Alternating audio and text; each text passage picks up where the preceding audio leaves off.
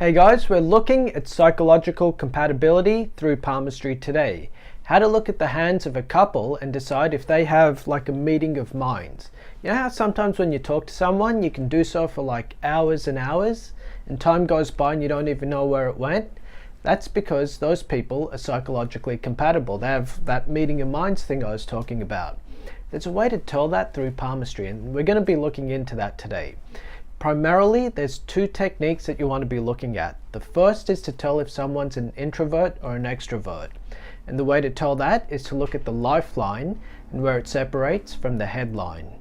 And so if the headline and the lifeline are joined together, that means you're dealing with an introvert.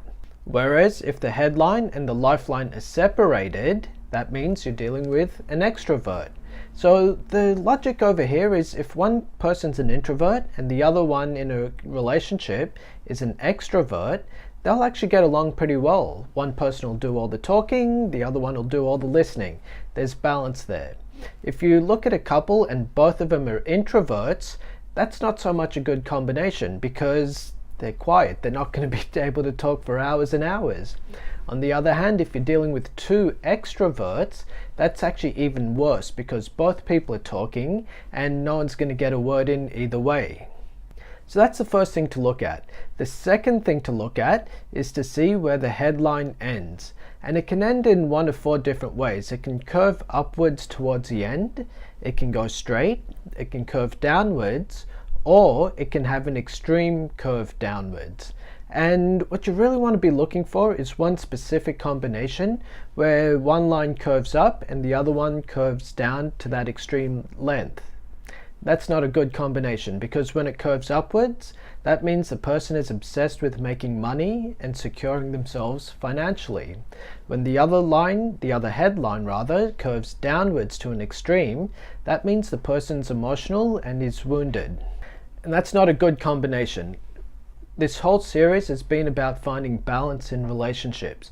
So if one person's all obsessed about making money and the other person's not in a good place emotionally, you can tell how that couple wouldn't be able to work in the long term. You really want a combination of a partner with one of those lines in the middle interacting with any of the other four. So if one partner has, say, a straight headline, then it doesn't matter where the other partner's headline goes to, they'll still get along really well. But if you have that extreme combination where one headline curves up and the other curves down, that's no good. That means this couple needs to work fundamentally on their relationship and how they communicate with each other.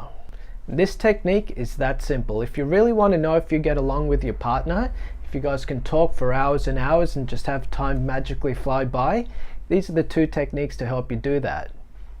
In the last video in this series, we looked at emotional compatibility, how to get along with your partner without really speaking at all, just have that heart level connection. This is that mind level connection. In the next video in this series, we're going to look at sexual compatibility, how to tell if you guys get along in the bedroom. So if you want those videos, hit subscribe and stay tuned for that. Thanks a lot, guys.